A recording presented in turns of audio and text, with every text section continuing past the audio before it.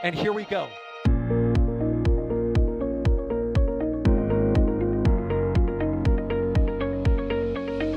have liftoff. Propulsion continues to be normal. R68 chamber pressure looks good. Following up. Roger, roger, planet. Water towers fly! Yes! Echo down to nominal. Flight downside FD off. Bring in FD off. Off. It's orange! Orange 45! Oh my god! Oh my god!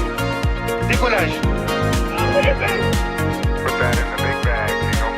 343 unfolds to go. Indeed. We rise together, back to the moon and beyond. The methane would be igniting in the flare, correct? Yikes. You good? Sure. We don't need any more of these.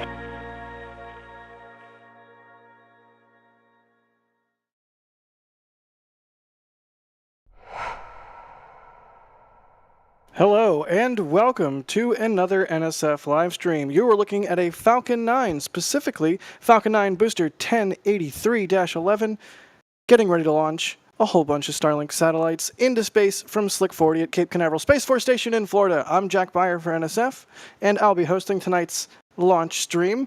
Joining me on commentary and also out in the field, none other than the legend himself, Max Evans. Max, how are you doing this fine rocket launching evening?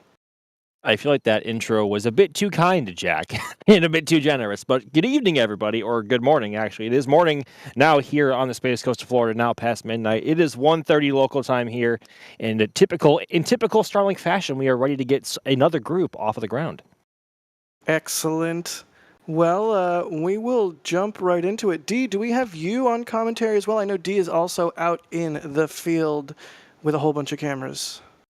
You sure do. How do you hear me? Loud and clear, good buddy.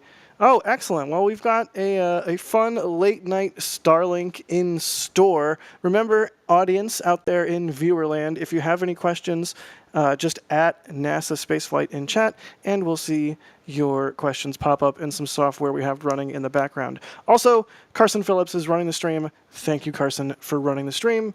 And I guess we're going to show the NSF socials card as well. But let's jump right into it. Max, how many Starlink satellites are we launching tonight, and where are they going? So tonight is basically just a typical Group 6 launch. So SpaceX is launching 28 Starlink V2 minis, good gracious, on a southeast trajectory from Slick 40, keeping with the theme of the Group 6 shell, sticking only with the V2 mini satellites, and the Group 12, containing a mix of V2 minis and direct-to-cell satellites. For reference, currently the Group 6 and the Group 12 shells are the ones that launch from Florida currently, and the Group 11 and 15 shells launch from Vandenberg. But that being said, there were two very specific Group 6 payloads that launched from Vandy a couple times. Really weird, and it was also to a 43-degree inclination, which was strange from Vandy, but that is where they're launching tonight. 43-degree inclination southeast, heading just north of the Bahamas. So there's a reason why we say these late-night Starlinks do be hitting different, because it is quite late now, and it's getting later by the minute. Max, what did Scrooge say when he went on a Caribbean vacation? Humbug? Bahama, but yeah. Wow. No, Jack. We'll workshop it. No. But both you and Dee are out there in the field. Thank you both again for rolling out.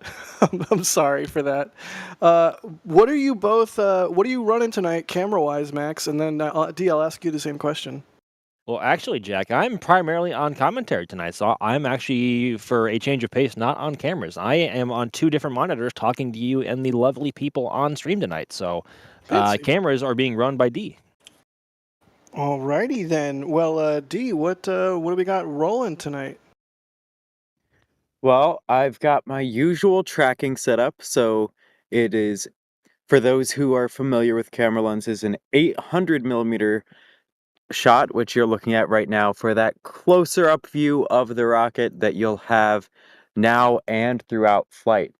In addition, I have a slightly wider shot that will be stationary during liftoff. You're looking at that one right now. So I'll darken that up before launch, but you can see there's a bit of the water here beside the press site on the side of that frame. And then I also have a stationary, even wider shot that's right next to me here. So, Even wider. Wider at a certain point when you're going between a couple 100 millimeters and close to 1,000 millimeters, like, just say wider, you can see those shots. So a couple different focal lengths to work with, but I'm really a fan of the shot that Max has set up for liftoff, which y'all will see in due course. Ooh, foreshadowing, teasing. I'm interested. I'm interested in hearing more. Hey, look, it's a derpy test tank rolling out in Starbase.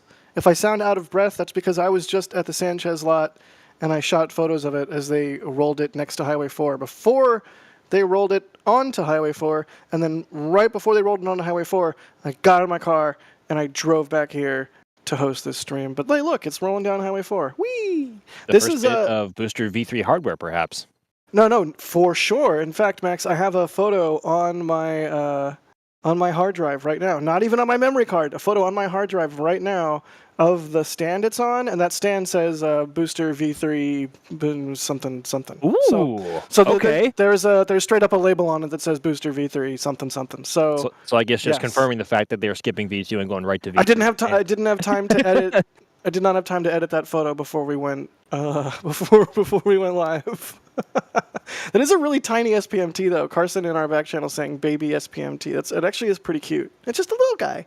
Especially compared to what we saw with the orbital launch mount move just a few days ago. This is quite the contrast. Yeah. It's been a week of juxtapositions. We've had the most SPMTs ever and also the least S. That's like a single module. Well, two single modules looks like side by side, but still, gotta love it. But Jack, speaking of boosters, on the docket over at Slick 40, as you said earlier, is B1083, and tonight will be its 11th mission, having flown just 26 days ago. Its flight history so far includes Crew 8, Polaris Dawn, so already off to a banging start there, CRS-31, Astronis from 1 to Many, IM-2, and 5 previous Starlink missions as well. 11 flights seems like a lot and would be for most other flight-proven hardware to this point, but it's bizarre to say that 11 flights for a Falcon 9 first-stage booster doesn't seem like much, and it still seems kind of young, especially with what is going to be launching from LC-39A tomorrow in what we saw rolling by the press site today being 1067, and tomorrow will be its 28th flight. So record breaker coming tomorrow, but tonight we have, I guess... It's not quite a teenager yet, obviously, but it's also not that old. But aiding in booster recovery, hopefully about 8.5 minutes into flight, the first stage booster will be meeting the drone ship A Shortfall of Gravitas, just north of the Bahamas, about 600 kilometers downrange, and the fairings will be scooped up out of the ocean by fairing recovery vessel dug about 100 kilometers further out, and they will be descending under parachute below a certain altitude. So you can see the graphic as to where Falcon 9 will be going roughly tonight. The keep out zones on the top left of your screen are for launch, and for landing and recovery are what is involved on the bottom right. So tonight actually is also the 250th launch for SpaceX from Slick 40, which is it's insane. That is an incredible cadence. And it's also their 57th of the year, 5th of May, and also their 257th strictly for Starlink and the 79th for the Group 6 shell alone, which is...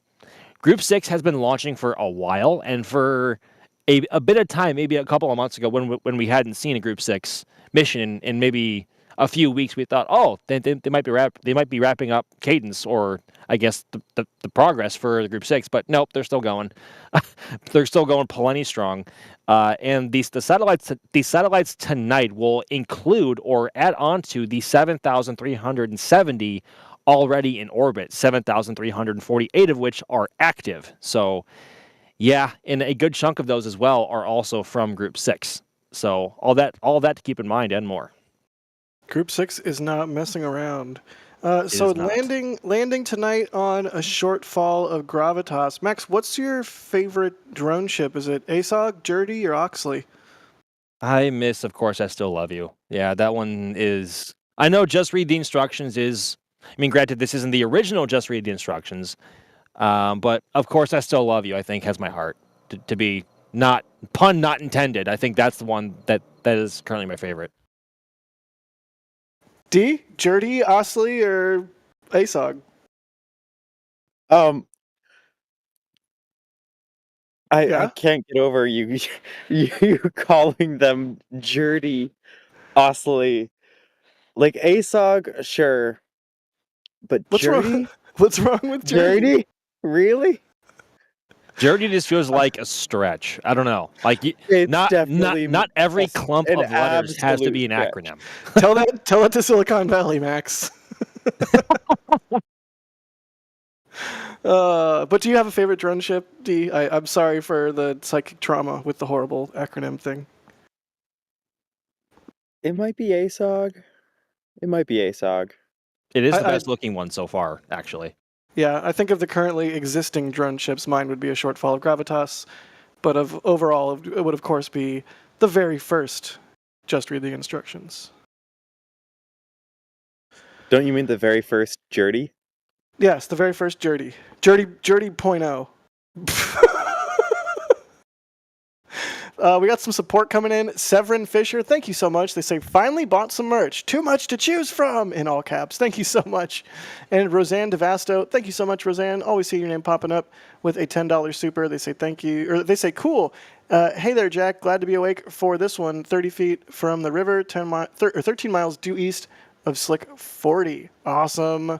Hopefully everyone out there gets a good show tonight. Speaking of which, D, what's the weather situation? Give us a sit rep. You know, the weather isn't overly positive tonight. So the 45th Weather Squadron, which of course looks at the weather well in advance and publishes the forecasts for all of these launches, actually gives tonight's launch a 45% probability of violation. With that said, this report is about a day old, and as they get closer to launch, of course, there's a lot more clarity on what the weather really is. So the concerns that they're looking at tonight are the thick clouds layer rule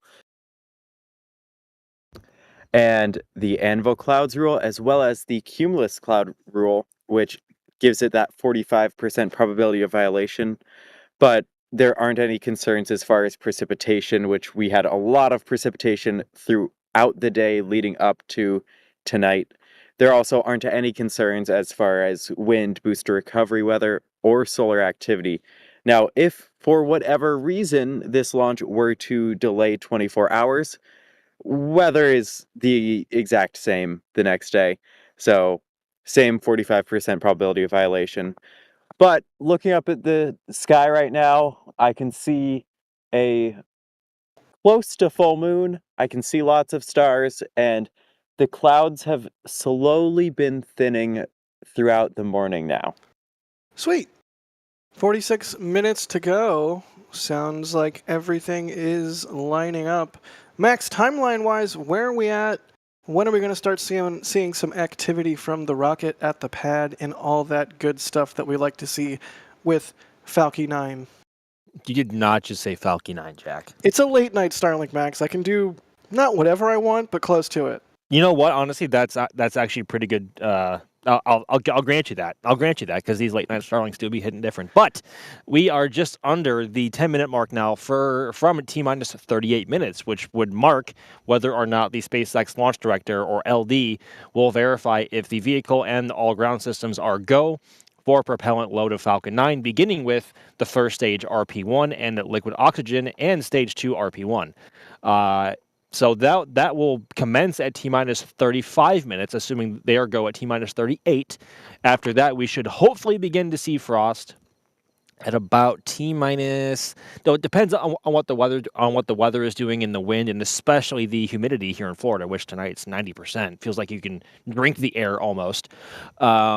but around T-minus 32 or 31 minutes, we should begin to see the first signs of frost on the bottom of Falcon 9's liquid oxygen tank just above the tree line.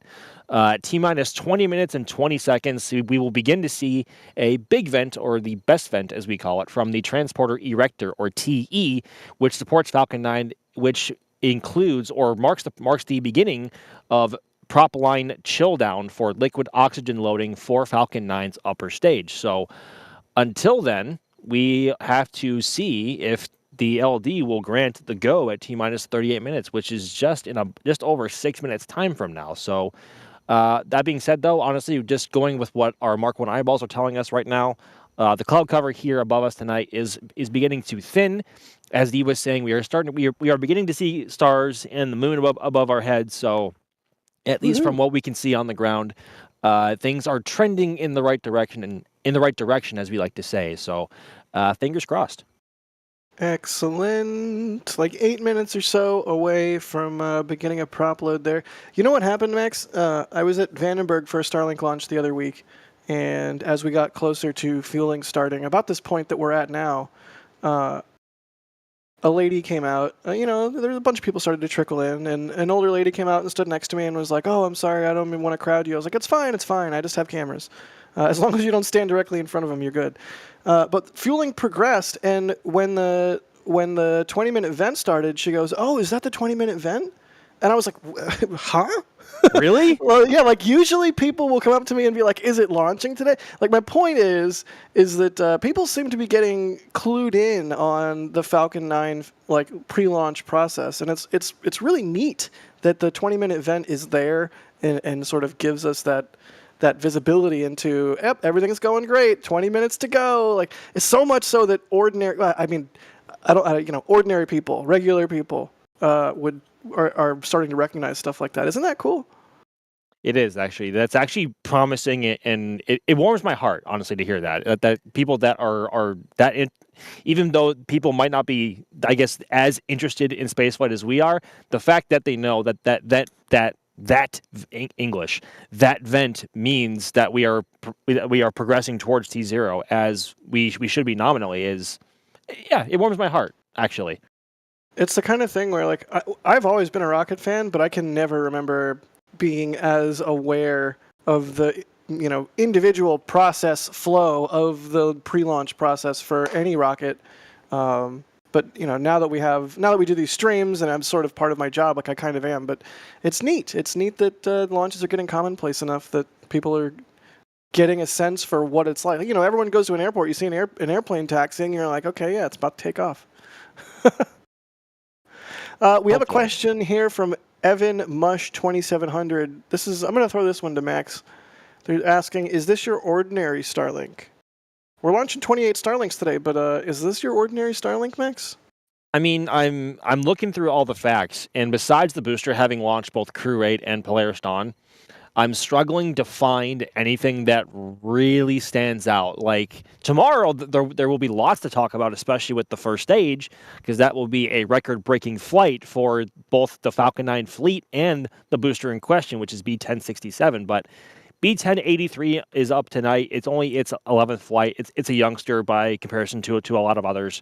But 28 Starlink V2 minis, if they had launched that 3 weeks ago, 4 weeks ago, that would have been a record at that time. And it was obviously the first time they launched 28, but now they have launched 29, so 28. I mean, this will be the fifth time they've launched 28 V2 minis into orbit. So it's not exactly groundbreaking anymore, but it's still worth noting that 28 Starlink V2 minis is still quite the payload. And that's about 16 tons in weight, which is not that far off of the limit that Falcon 9 can carry into orbit while in its reusable configuration while landing on a drone ship. So, but I guess by comparison, with all things considered, yeah, tonight feels pretty business as usual for SpaceX and Starlink. Really solid answer, Max. Well said. What was that, D? It will be SpaceX's 250th launch from Slick 40, though. Yeah. Okay, you got me there. Go ahead. It's wild to see how much the rate has accelerated with launches and how commonplace they've become that SpaceX is reaching 250 launches here. Yeah, to that end, this mission, or this booster for this mission, 1083. Max, did you say its first launch was Polaris Dawn? Did you say, was that what did I hear that right? No. So one of it, I believe its first mission was a Starlink mission, as tends to be the case nowadays for brand new boosters. And once they are flight proven, then they go on to launch bigger missions. And in this case, I believe Crew 8 was its first launch, or maybe it was Polaris Dawn. I'll have to go back in exactly the right order. But I believe its first real, I guess, quote unquote, real booster or real mission was a crew launch. Yeah, Crew 8, Starlink 648, Starlink 656, Polaris Dawn, CRS 31, Starlink, Astranus, Starlink, IM2, Starlink. The reason I brought that up is because for this booster to already have hit 11 missions, like I'm still like in the same way that 11 missions is like you said, Max, young for a Falcon 9. I'm also like, wow, I feel like this booster just started flying, and yet we're already at 11 missions with it. To your point, D, it's really wild. The absolute bonkers cadence that SpaceX is hitting. Hey, look, it's Next Spaceflight. It's an app under the NASA Spaceflight umbrella. Next Spaceflight rules. Everyone always asks me, friends and family alike, hey Jack, when's the next launch from X launch site? Well, check out Next Spaceflight. It's the best app for it, and it's a website. It's everywhere you want to be, baby. Okay, so as actually you saw from Next Spaceflight, its first launch was actually Crew 8. So that's actually a rarity nowadays to have such an important mission launching on a brand new booster, as tends to be the case now. SpaceX likes to, I guess, quote unquote, prove the booster's flight worthiness with a Starlink mission to prove it's reliable and just incapable. And obviously after that, it's, I guess, quote, certified for other missions. But yeah, its first mission was actually Crew 8. Neat. Yeah, you can see the manifest right there. Good job, Carson. Also, Jack actually mentioned the producers, so I feel extra guilty. I talked about the thing on screen. I did good. 98 Central is asking, is the RP1 chilled to increase load, or is it to play nice with the pumps within the Merlin engine pumps?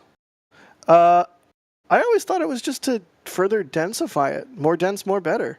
Yes. So essentially, the RP1 on Falcon 9's first stage is super chilled or densified, in other words, in that the colder the molecules are in the RP1 fuel, the smaller they are, and the more fuel you can fit in the same size fuel tanks as to comparison, or by comparison, if you had RP1 at either room temperature or outside temperature, you wouldn't be able to fit in as much fuel with that I guess higher temperature compared to when it's super chilled. So that's why it's super chilled, and then it's also why once SpaceX begins to prop load Falcon 9, they are then committed to that targeted T0, whichever it may be. If it's at the opening of the window, once they begin prop load, they do not have the time or the resources to recycle the vehicle systems and the ground systems to support going back into pre-fueling ops and go through that whole process again. So once they begin prop load on Falcon 9, you know that they are committed to that T0. And at this point, the LD should have either granted or not granted the go for prop load just over 2 minutes ago. And if that was the case, they should begin prop load in just under a minute, and hopefully we should be hopefully seeing frost on the tanks in about 3 to 4 minutes. Sweet. All right, well, we'll keep our eyes on the base of the vehicle there for that frost. In the meantime, James Meyerskoff is asking, what are your guys' favorite Falcon 9 booster? Active booster or not? D, do you have a favorite Falcon 9? That's a hard question. For such a long time, it was B1058, and it's hard not to look back to that booster as a favorite still. But I feel like 67 is chasing it a bit. Why is that? Honestly, I don't know. It is I Hey, I wait, I don't know. mean, doesn't have to be logical. It can be vibes. This is a very vibes-based opinion. Uh, um, That's all right. but yeah, I think 58 is firmly my favorite booster still, though. Nice. I think I'm starting to see some condensation around the base of the vehicle. We'll keep our eyes on it. Could just be heat distortion. Max, favorite Falcon 9 booster? By a mile, it is also 1058. Why? Even though worm logo for one, and that is also the booster that launched Americans back into space in 2020. American astronauts on an American rocket astronauts, from American soil? astronauts, American rocket from American soil. With Absolutely. Diet Mountain Dew? With Diet Mountain Dew, precisely. So that is why that booster is significant, and also it stands out from any other booster in Falcon 9's fleet, whether it be Block 5 or Block 4 or any others, specifically because it was adjourned with the worm logo and the meatball logo on its first stage, whereas every crew mission following that, crew 1 through now 10, 11 coming up in July, the worm and the meatball have all been painted on the upper stage. So we will never see the worm logo on our first stage again, at least for Falcon 9, which is a really sad thought. But yeah, we lost it at sea, like I think it was on Christmas Day in 2023 that it tipped over off of its drone ship due to rough seas after having just launched, I believe it was its 19th mission, which was also a Starlink mission. Yep, we lost it at sea, but that is to date my favorite. And I think if there ever was to be a runner-up, it is whatever Falcon 9 booster is currently leading the fleet in flight time. And in this case, it's B1067. But before that, it was B1062, which was also lost at sea, unfortunately, due to similar reasons. But yeah, long-winded answer, but B1058. Good deal. Y'all keep your questions coming. I am looking at the chat queue here. I'm looking at chat. We are waiting to see some condensation on the base of the vehicle, which indicates that fueling has started. And we're hanging out and we're answering your questions. 98 Central is asking, D-Wise, the importance of using a fluid head on a tripod? Question mark. Is it essential? Question mark. So it depends. Wait. I will say, oh, is that Frost? Frost. Yay, we have Frost. That means they are, in fact, fueling up this rocket, and they are, in fact, going for an attempt in about 32 minutes. Dee, before you explain the thing, maybe you should explain what a fluid head is for those in the audience that might not know. I mean, I totally know, but, like, if the audience doesn't know. Absolutely. So a fluid head is... There are two main parts of a tripod. There are the legs themselves, and then the head that is on top of it. And so for a lot of tripods, that will be something you can position and lock in place. But for others, they will be they'll have proper like ability to pan and tilt. And fluid heads specifically use a viscous fluid to provide resistance, and so you can pan or tilt the tripod a lot smoother with fluid heads. A lot of those will also have built-in counterweights, so basically because your camera is on top of it, sorry, I just saw a shooting star. That was really cool. And so it offsets the weight of it, so even as you tilt up or down, it'll remain balanced. So when you're doing something like spaceflight and you're shooting a rocket going up, I would definitely recommend a fluid head and one that is properly counterbalanced for your lens and camera. But there are also people that will use these gimbal heads where basically the camera sits at the point at which the head pivots. So you don't have the counterweight. It's not the same as a fluid head, but you can still get these really smooth motions as you're tracking the rocket.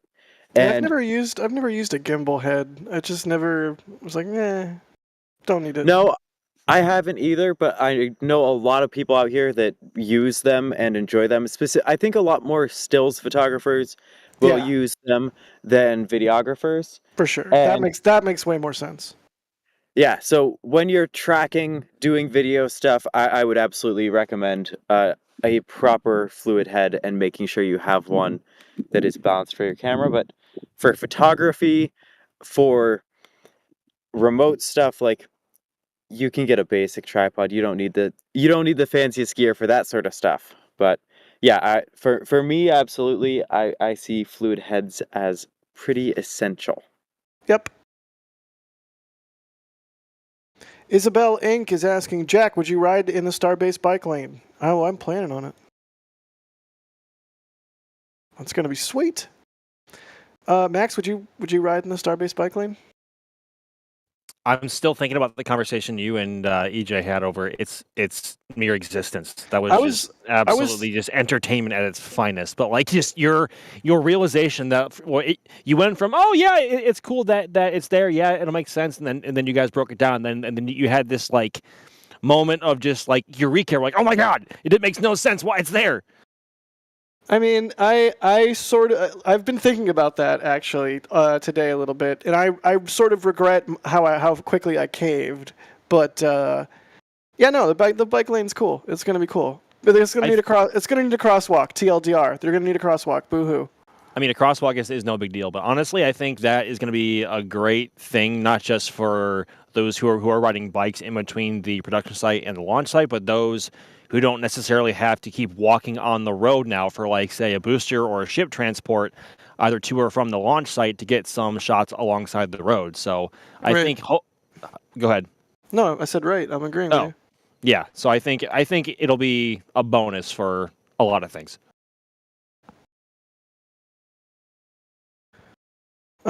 Severin Fisher asking, do you think starships with non-Starlink satellites will use a chomper door design or a shuttle-style payload bay doors? D, non-Starlink mail slot door for Starship. What do you think? I kind of love the idea of that big opening top, like chomper style. I think that would be cool to see. Did you both see the Rocket Lab footage of their chomper door? Of course. Absolutely. Oh my god, it's so cool. Imagine that Starship sized. Oh my god. Jack, I cannot wait for... I'm sorry to take away from this question, but I cannot freaking wait for Neutron, man. Oh my god. It's getting close. It's going to be like in some ways a preview for Starship stuff. You know, it's going to be pretty neat. I do hope we get a Starship with any kind of door that's beyond a little mail slot like they have for the Starlinks. Like, I'm sure it's going to happen eventually. I mean, they kind of have to if they want to make it work for payloads. So I don't know. Yeah. I'm not sure. B1062 with a super chat. Thank you, buddy. They say my favorite booster is myself. Good. You should. That's like self-care and all that stuff, right? Hashtag blessed. Yeah, hashtag blessed. There you go. Thank you, Max. You saved me. You pulled the iron out of the fire. Daniel is asking, I noticed the amount of Starlinks that are launched per flight has gone up. Are they lighter now? Question mark. They just are squeaking more payload performance out of Falcon 9, right, Max? Yeah, I mean, there could also be some optimizations with various components in the actual V2 minis itself to make them lighter, and that's why they could be. That's why they might be able to fit more into the payload fairings. But it's primarily been a total weight issue just for the performance of Falcon 9 as a whole. The current weight or mass of the 28 Starlink V2 minis is currently, as we said earlier, about 16 tons. And Falcon 9 being reused with a drone ship landing can only carry about 18.5 metric tons. So we are getting pretty close to its limit of what it can do knowingly, at least from our knowledge set. So it is primarily a weight thing, especially with how much work Falcon 9 has to do to get all of them to their targeted orbits. But I've said it a few times before. I can't remember his name. There was some SpaceXer or former SpaceXer that posted in the beginning of the year that said that they want to, by the end of 2025, increase the number of Starlink V2 minis per launch from, I think, 22 or 23 up to 29. And at that point, Starlink missions as a whole are some of the heaviest payloads that Falcon 9 can carry just in general.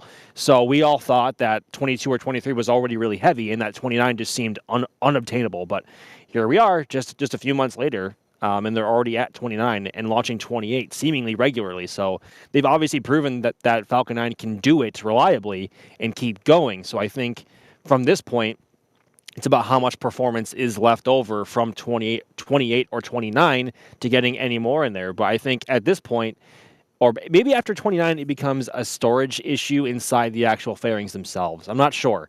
We haven't actually seen what they look like inside the fairings, or at least how tight they are, at least on top. I don't know. But it's always been primarily a weight issue.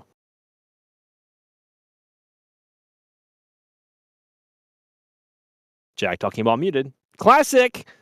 I had a really good joke about Starlink Ozempic, like they invented a thing for. I didn't. It's not. It's a late night Starlink, Jack. It's fine. It's over.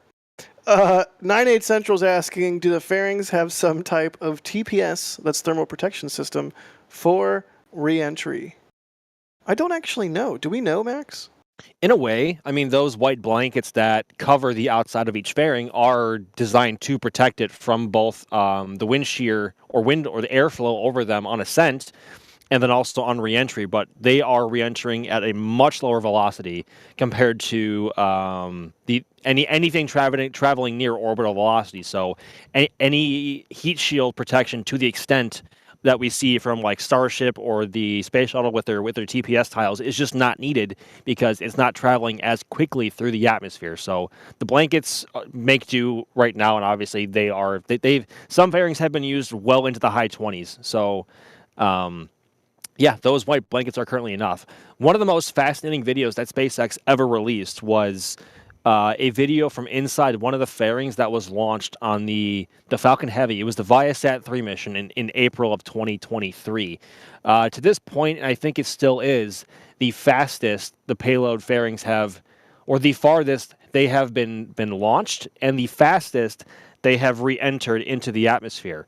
So, and because of that, you see all this crazy yellow and blue plasma just flowing all around the fairings as they re-enter the atmosphere at really, really fast velocities, but they are not traveling near orbital velocities, so the amount of protection they need is far less than what anything traveling near orbital velocity needs, like Falcon 9's upper stage, or anything that Falcon 9 is carrying.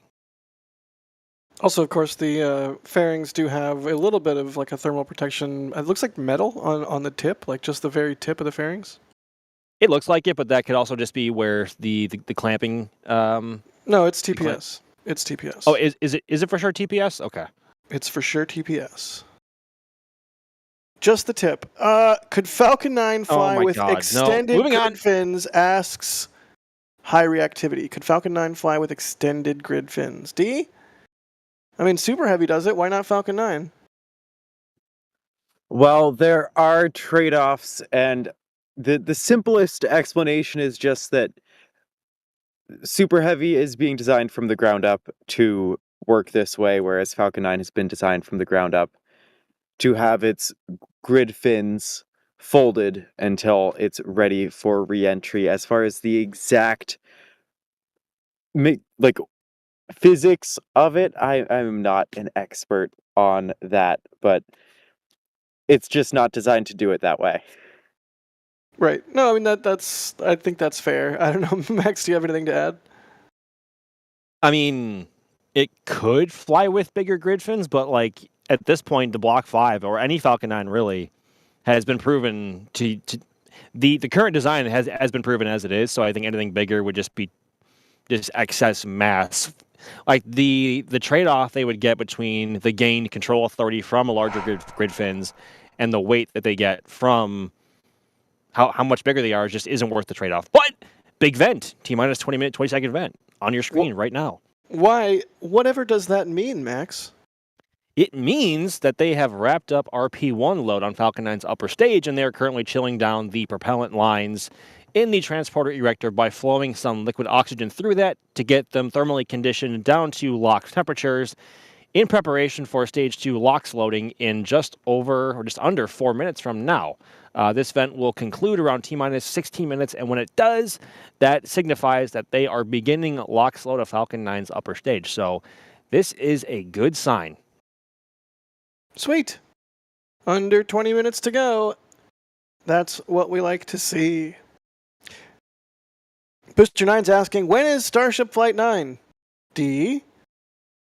Oh, sage of sages? Oh, giver of wisdom?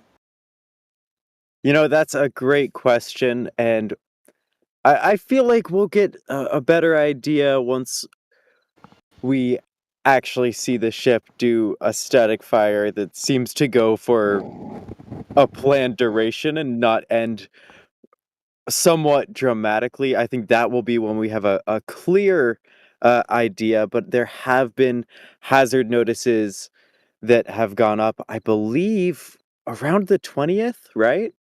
Yeah, so starting May 20th and up until May 28th, there are hazard notices in place. So perhaps in that time frame, but we will see if SpaceX is fully ready to take advantage of that. We shall see.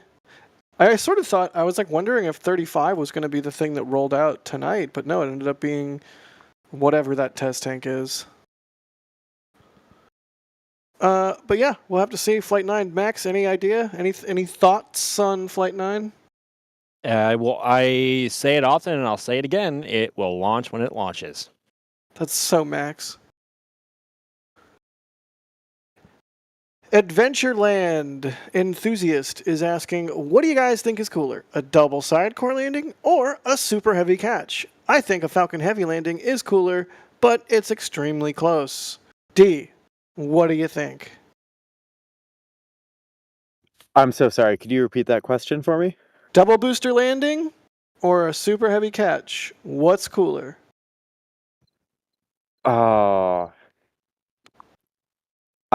I'm still at the point where I think a super heavy catch is cooler, but I think within a year or so, I might find the double booster landing cooler. As much as that happened first, like, we're gonna get a lot of booster catches, but how many Falcon Heavies are we really gonna see fly? And so seeing two sidecores falling back out of the sky is incredible to witness, and watching them Like slam on the manage brakes. the touchdown. Yeah, it's if you haven't seen it in person, it's hard to fully realize just how fast they're going until they are incredibly close to the ground. It's a sight to behold.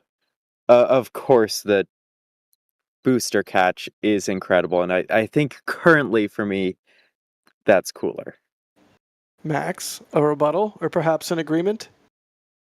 I mean, how SpaceX recovers Falcon 9 and Falcon Heavy boosters became just iconic in itself, like well before Starship was even a real thing, and that footage of the first ever Falcon Heavy launch in 2018, and not infamous, but some of the most famous footage ever put out of anything space related is that footage from the actual landing site at LZ1 and LZ2 of both boosters coming back simultaneously. That is just incredible in itself, and that happened years before. And at the time, it was still novel because nobody else had ever recovered a first stage booster, let alone landed two of them at the same time. And now SpaceX does it every 2 to 4 days on average. And they make it look so easy. But on the other hand, a super heavy catch like we saw, dude, Flight 5 was absolutely insane. Like, catching a booster the size of super heavy in general out of the air is like the most unorthodox way to recover any first stage of any rocket ever. and SpaceX were the only ones to really think about it and actually put it into action. So it's tough to say which one I think. It's completely subjective, but I think both are equally iconic for their times. And as time goes on, you're gonna ramble for that long and not pick. I don't know if I can, dude. Well, if Are you serious? Are you serious? Pick one. Pick one right now. If you put a gun to my head, I'm going to say Starship Flight 5 booster catch because I was actually there for that one and I didn't actually see Falcon Heavy's first launch in 2018. So yes, Flight 5. But we might be saying the same thing about Super Heavy catches in 2 to 3 years when SpaceX makes it look even easier. So there you go. Thank you. What I will say personally on this question from Adventureland enthusiast here is the simultaneous landing of both boosters on the Falcon Heavy demo.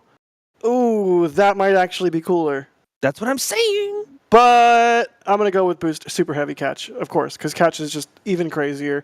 But they don't do the simultaneous catches anymore with the side cores. So anyway, let's move on. Well, it was an accident the first time, Jack. Remember, it was an absolute it was not supposed to happen that way. And every single Falcon Heavy we've seen since then, with how the boosters are staggered at landing, is how they're actually supposed to be. Like that first time was a complete coincidence. Do we know that? Yeah. Neat. Another question here from Dylan Spicer, who's asking, "Where's the best place to shoot Slick 40 from? Because it's farther from the press site." D, where's the best place to shoot Slick 40 from? Also, when, it's like, did we ever do any kind of video about, like, good places to launch launches from in Florida?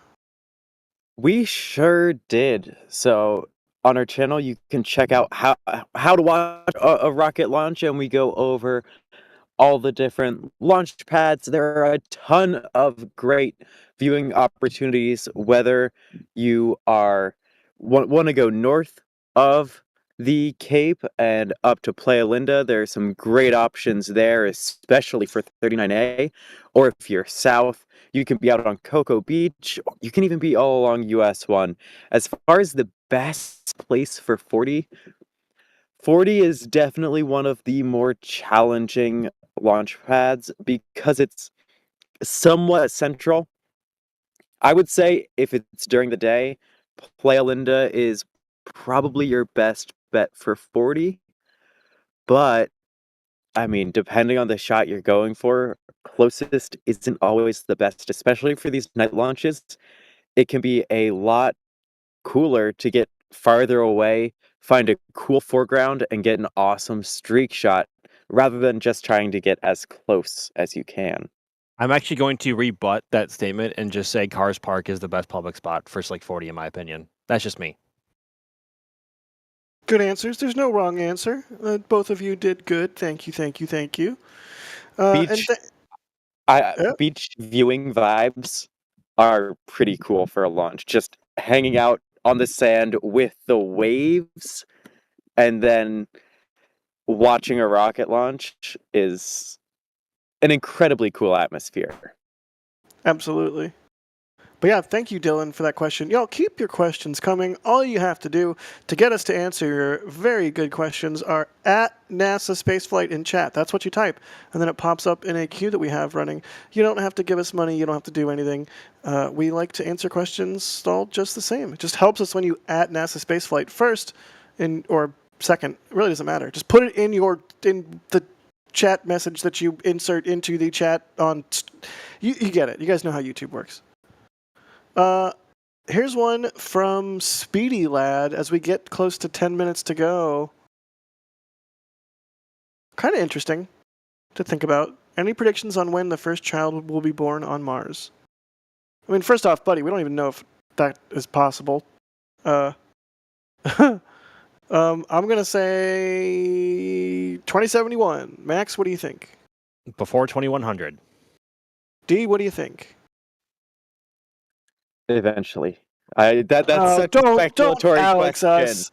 Don't Alex us. It's such a speculatory question. Max and I both gave years. You could give a decade. You could say, no, Max gave before 2100. Like, you could just come on, just be a little bit less vague. Come on. Before 2150. All right. after 2050. All right. I will take it. You know what? I'll also take a sweet a sweet towel from the NSF shop. I was waiting for Carson to. There we go. We were talking about drone ships earlier. Of course, I still lie here is our drone towel that you can grab from the shop. I tried to do a good segue. I have one of these though. It's a good towel. It's big. It's a good beach towel. Highly recommend. Definitely check it out if you're checking out stuff on the merch store. It's solid. Yeah, it's big. It's a beach towel. It's meant to be like put out on the beach and laid on. Solid. Yeah. No, another way you can support what we do if you so desire, in addition to all the other cool stuff in the store. 98 Central wants to know, speaking of the drone ships, what was the influence for the naming of the autonomous sea drone ships SpaceX uses? That was a book series, right? I don't know who to throw this one to. I know it. I can just say it. It's a culture series. It's a science fiction book series. The ships in that series are named interestingly. So, the drone ships are named after ships from the culture series.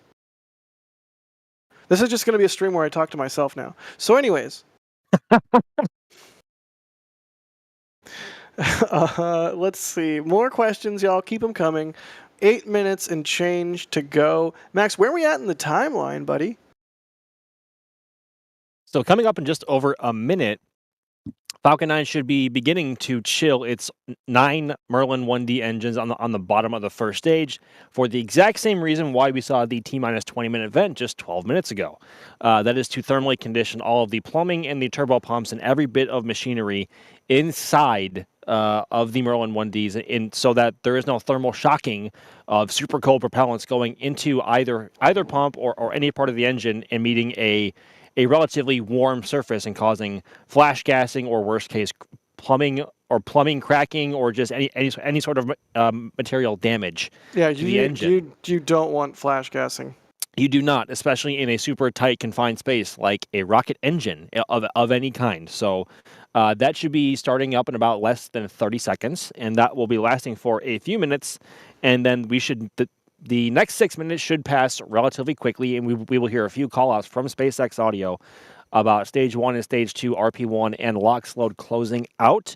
Those will always be great signs, but the big milestone is passing T-minus 1 minute, where we should be hopefully hearing from SpaceX's LD that Falcon 9 is in startup or an otherwise internal power. And then following that, about 15 seconds later, we should be hearing, or hopefully hearing, from the same LD that SpaceX is go for launch. Mind you that there will be a bit of a delay, probably around 5 to 10 seconds between our stream and SpaceX's. So mind that gap. But that is all coming up relatively quick. And I always say it. Did you just say mind that gap? Mind that gap. I did say that. Did you turn British for a second? You know, I watched a ton of British TV growing up, so I do say some stuff that Americans. Wait, you don't watch TV though? But you're telling me you did watch British TV, Max? Yes. Who are you? I.e. Top Gear. All right. Have you not seen Top Gear, Jack? Oh, I've seen Top Gear. Well, I've seen Top Gear. Me. But the you don't have to get mad at me about it. I've seen it. Well, directly calling me out. You say things funny. Like that's basically what you just said. Well, that's basically what you just said. I was surprised you said mind the gap. When I think of Max, I don't think mind the gap. But please continue. I mean, I've said everything I need to say. We should be coming up. Well, at this point, Falcon 9 should be well into Merlin 1D Stage 1 chill down, and then we should be hearing the call-outs about propellant closeouts in the coming minutes. So sweet. D, do we need to send you off to do camera fun time things? It is just about that time. It is, I will say, the clouds have continued to clear up. So I'm seeing a lot more stars. The moon is bright out. So I'm really looking forward to seeing this launch fly here in just over 5 minutes. And I will see you all on the other side. Well, thank you kindly, D. Have a good launch. Max, you're stuck with me since you are not operating any cameras. What a travesty. Xavier Olivius is asking, I know we all love spaceflight and rocket launches, big and small, but what has been your most disappointing launch ever? Disappointing launch ever. Ooh. Disappointed! Disappointing! Boo. Oh, I have a clear answer for this, and it is USSF 44.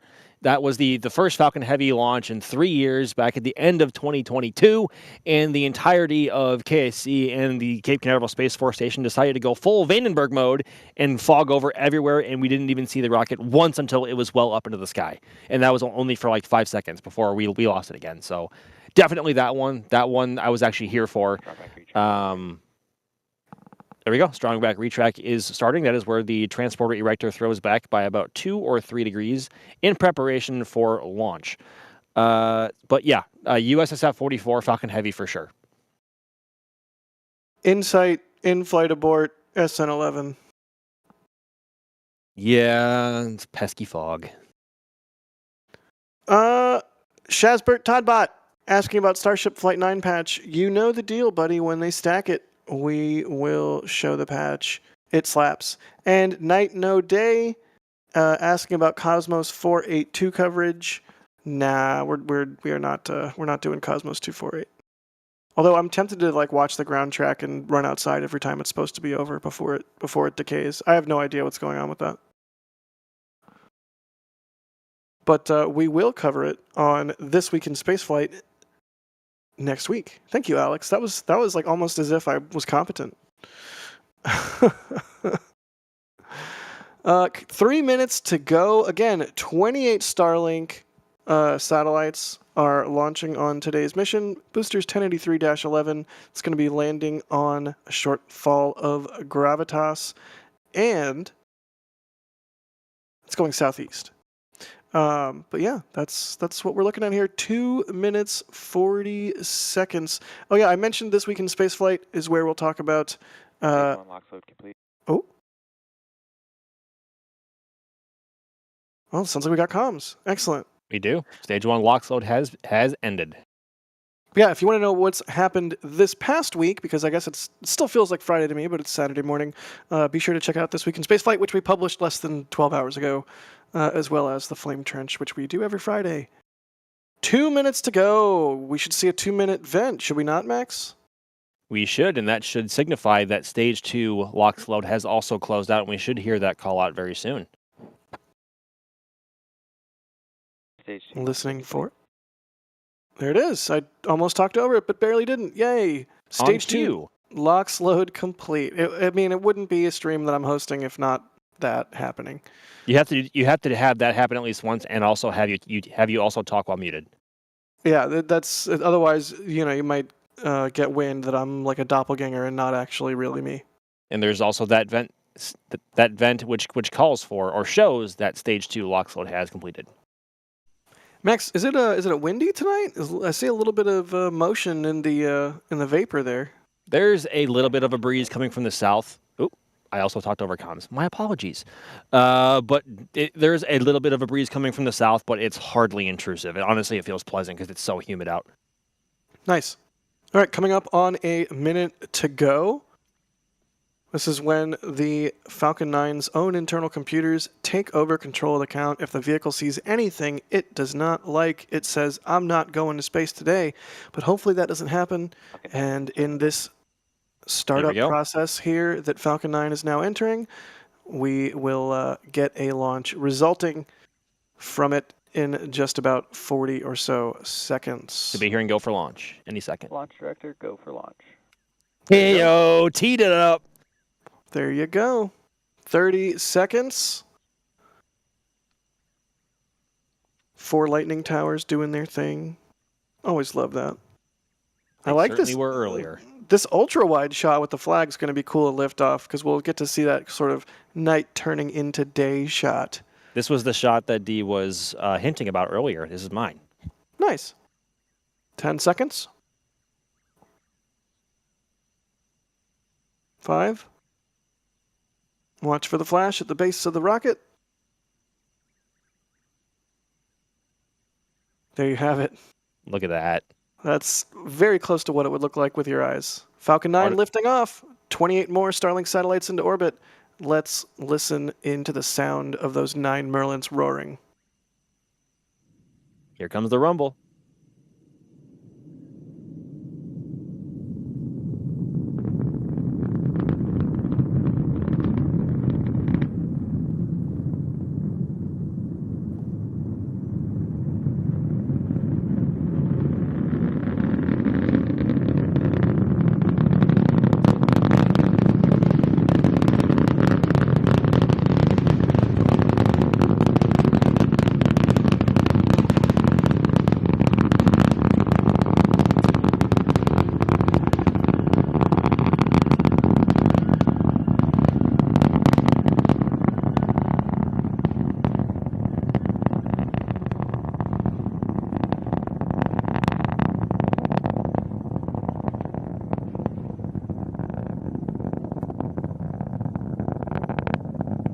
Neat little vapor cone there. T plus 1 minute 15. Falcon 9 should be supersonic at this point and approaching max Q, which is the point of the most aerodynamic stresses on the vehicle as a whole.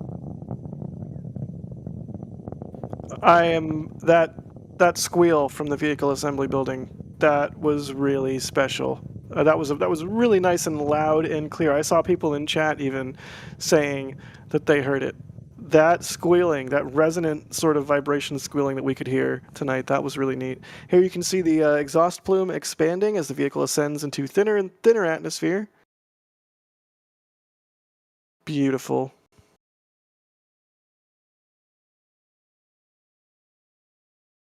Yeah, if you always, a lot of people wonder why a vacuum nozzle is always so much bigger than the sea level nozzles. This plume expansion that you're seeing here, a bigger nozzle takes advantage of containing that thrust for longer, so you get more, or containing that exhaust for longer, so you get more thrust out of, or I guess more efficiency out of your thrust, I should say. Because as you get up into the vacuum of space, it just comes out of the nozzle and essentially starts going sideways, which is why it looks like that. There's Miko and stage SEP.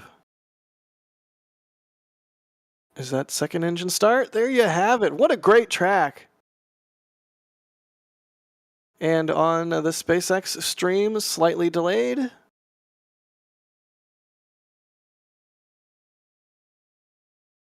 See ya. All right, now here's the fun part, chat. Watch how the second stage, with its engine just having lit, and its telemetry on the bottom right-hand side of the screen, starts to cook away from the first stage. Meanwhile, the first stage is getting roasted by the second stage, absolutely blasted. That's cool to see. But you can see how the first stage is now slowing down, and the second stage is now really starting to haul the mail. And in a second, the fairings will SEP. And there you have it. I always love that little bit of vapor that happens sometimes when the fairings SEP. Ooh, looks like we got a shot of some plume there on the second stage. Gorgeous. A little bit of a moon jelly.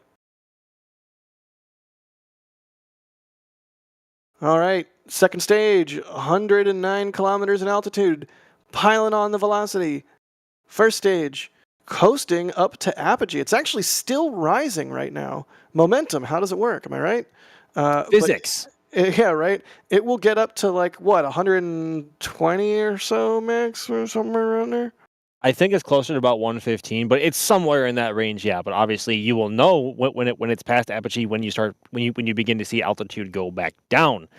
At the same time, you will start to see that velocity begin to increase as it's obviously starts to fall back toward the Earth. Meanwhile, just look over back at the second stage again, and you can see it's just like, hey, by the way, I'm going extremely fast, and I'm not even done yet. Hold my beer. D still tracking the second stage, which is just wild and commendable. Good stuff all around. I see Wendy in chat saying they still have never heard the VAB squeal. Did you not? It was like plain as day. It's plain as day on this one. All right, first stage now starting to fall back towards the Earth. You can see it is increasing in velocity and decreasing in altitude. Meanwhile, of course, Second stage doing its thing. Second stage, much like the honey badger, does not care. Oh my god. It's 1:30 a.m. here, Max. It's 2:30 a.m. there. I'm sorry, but I'm Oh really no, not. no need to apologize. I know these late night Starlinks, man. It's just how they are. So it's in their nature. Got a nice interstage shot from the first stage there. You can see like the pusher mechanism that pushes on the throat of the combustion chamber to get the second stage out of Dodge. Meanwhile, second stage, you can see the nozzle there. Not a stubby nozzle because it's the good nozzle. And yeah, it's radiatively cooled, which is why it looks so, I guess, orange. It is literally orange. Whoa. Did SpaceX's stream just crash? Oh dear. We'll work on getting that back. Well, we were approaching entry burn, which is where Falcon 9. Oh, there it is on the right hand side of your screen. You see it? Look Entry burn. at that. Look at that. That is beautiful. Falcon 9 literally protecting itself from the heat of reentry with fire from its own engines. What's hotter than reentry? Oh, there you heard the call out for startup. Beautiful. Beautiful. Blues and greens and oranges and purples. Look at how quickly it's also losing velocity. Like that is the primary purpose of this burn, is to shed enough velocity so that it enters with, I guess, not so much speed and heat to tear itself apart. Just gorgeous views tonight. Absolutely gorgeous. And really cool that we can see the entry burn from the ground.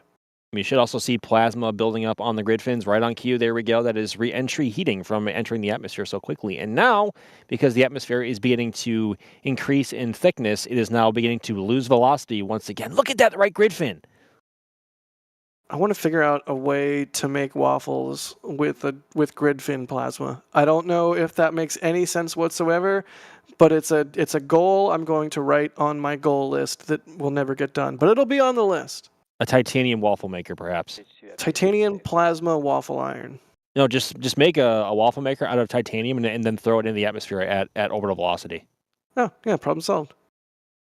Stage 1. Second stage, absolutely cooking right now. You just heard a call out there for first stage transonic. We should see a landing burn coming up here shortly. There's a drone ship on your right-hand side. That light.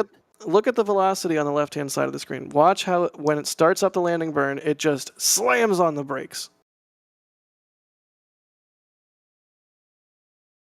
And Actually, on the left-hand side of your screen, actually. Stage 1 landing burn. There we are. Grid fins doing their work. 600, 500, 400, 300, 200, 100, Landing leg deploy. 80, 70, 60, 50, 30, 20, 10. Boop. Stage 1 landing confirmed. Sweet. You did not just say boop at touchdown. Is that not okay? It's iconic. Good deal. That was neat. That was a cool landing. Second stage coming up on Seco 1. Good job, second stage. There you go. Get the classic nozzle wiggle, and you can see it immediately start to cool down, and you can see the second stage start to vent, and you can see SpaceX end their stream, and you can see our favorite view on launch day, and that is an empty launch site.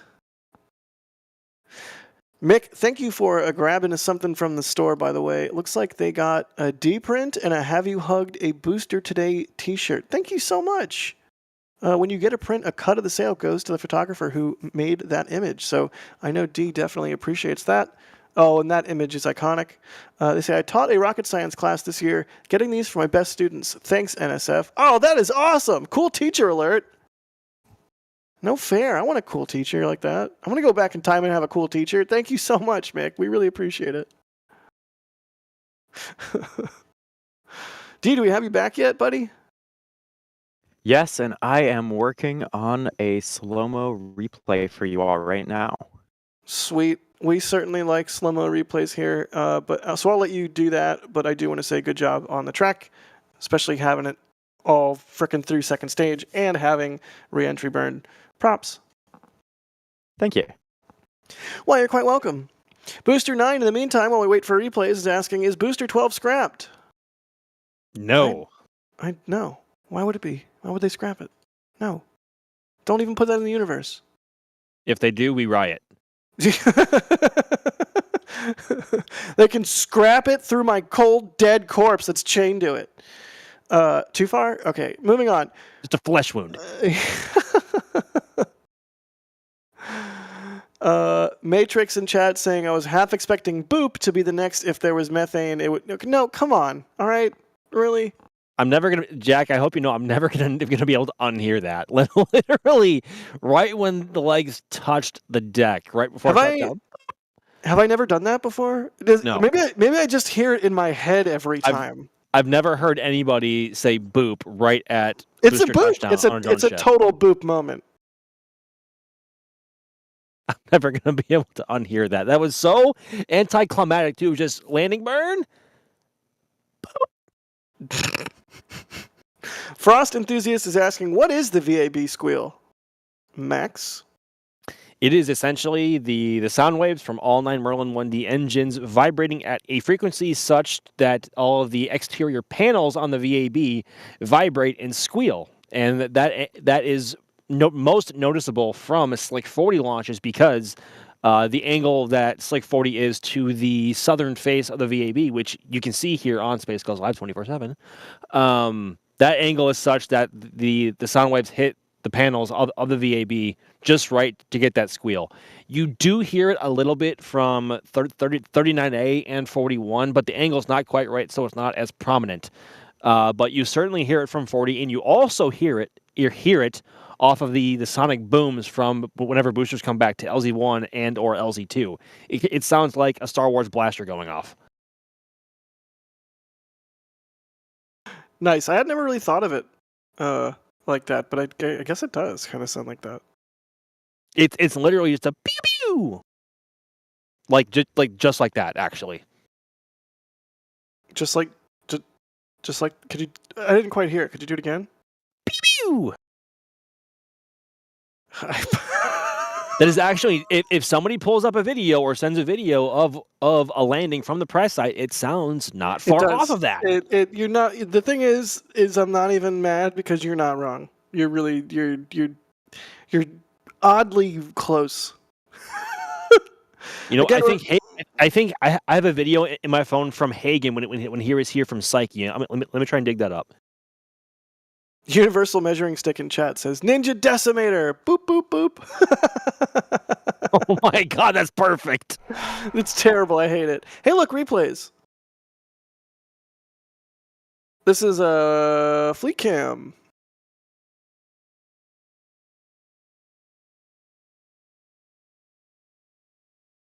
And it's playing. I can see the water moving. I see light behind that ship. I see what would appear to be a rocket launching. Yes! Sweet. We'll always love a good replay here. Artificial sunrise at its finest. I still can't get over the spotlight from Glenny. The what? The spotlight from New Glenny. What spotlight? The spotlight effect that happened. It was so bright. Oh, right. Well, New Glenn did have that, but also so did Ship 29 and Ship 30, because those were nighttime flips and splashdowns. Yeah, but I didn't see that from like photos of everybody at the Cape, Max. Yeah, true. Fair enough. Here's another one from the press site.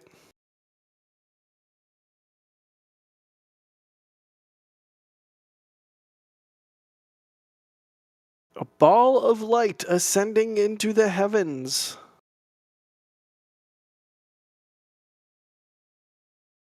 Gee, I hope that slow-mo is ready by the time we get to the end of these replays.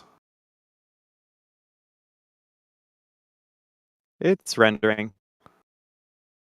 Sweet.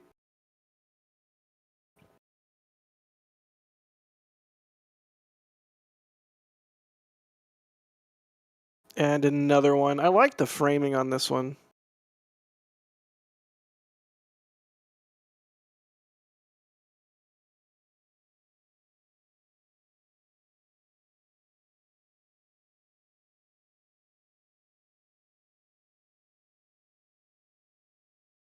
Just gorgeous. Here is one of those medium shots of liftoff. This is one of those ones D said, I believe. Oh, do we have audio?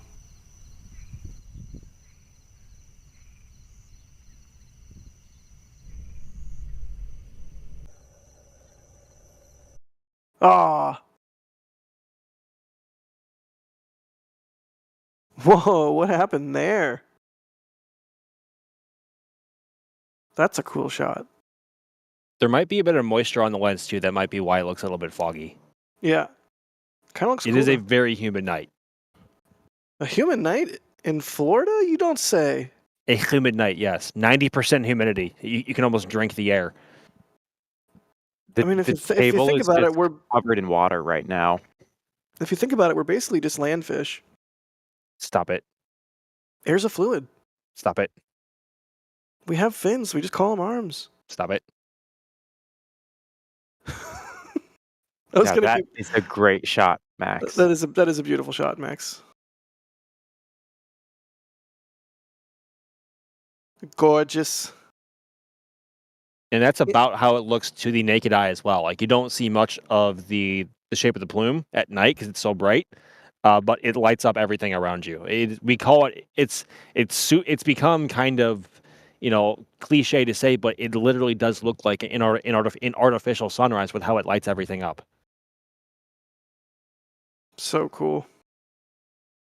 Speaking of cool, while we continue watching replays here, I guess we got some information during that launch that SpaceX tweeted that their first 30th flight of a fairing SN 185, happened on this launch.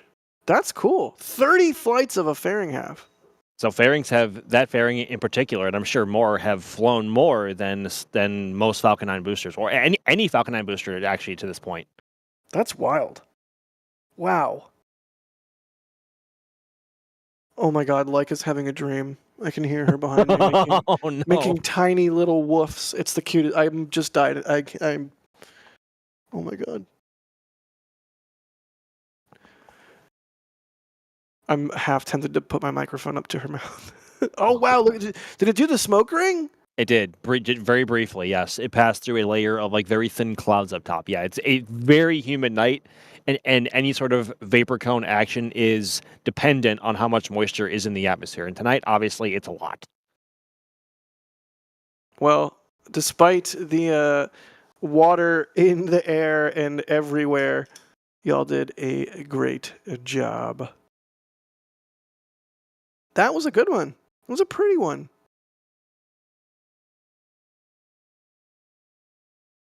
Definitely not complaining about another late night Starlink. Always a good time when we get a rocket launch. D, thanks for being on. I think we have your slow-mo coming up here for the rollout. Of course, it's always a great day when you have a launch. Max as well, thank you, sir. It has been a pleasure as always, everybody, and thank you very much for coming to hang out with us tonight. We know you probably have better things to do this late on a now Saturday morning, i.e. probably sleeping, but thank you very much for coming to hang out with us as always. I mean, we will hopefully see you again in less than 24 hours for the next one. Good deal. And of course, thanks to Carson for operating this stream. You're the best, Carson. I'm Jack Beyer for NSF. Thank you all so much for the support. Thanks for watching along with us. And you know the drill. Next time something's launching, we will point a camera at it and go live. But until then, you don't have to go home, but you can't stay here. I highly recommend you go watch Space Coast Live or Starbase Live or McGregor Live. But anyways, we'll see you later. Bye.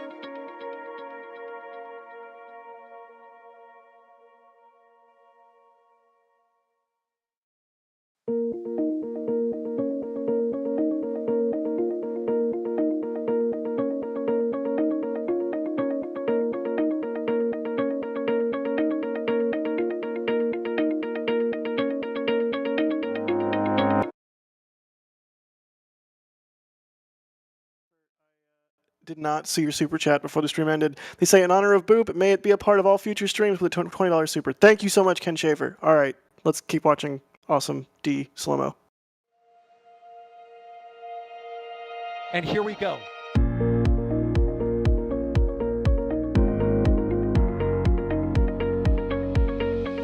We have liftoff. Propulsion continues to be normal. RA-68 chamber pressure looks good. Rolling up. Roger, planet. Water towers, fly! Yes! Echo down to nominal. Flight comes SPD off. Bring in SPD off. Off. It's orange! 45! Oh my god! Oh my god! Decollage. Put that in the big bag, Signal. 343 unfolds to go. Indeed. We rise together back to the moon and beyond. This methane would be igniting in the flare, correct?